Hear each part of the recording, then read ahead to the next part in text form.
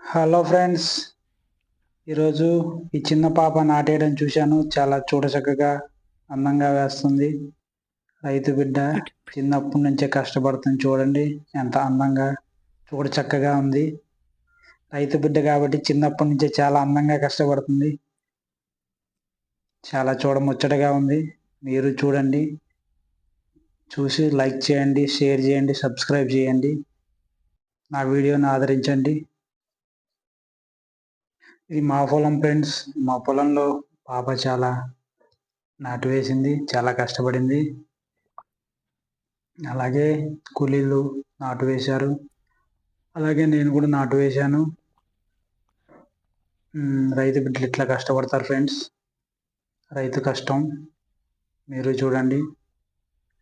నా ఛానల్ని సబ్స్క్రైబ్ చేసి లైక్ చేసి షేర్ చేయండి. Thank you friends.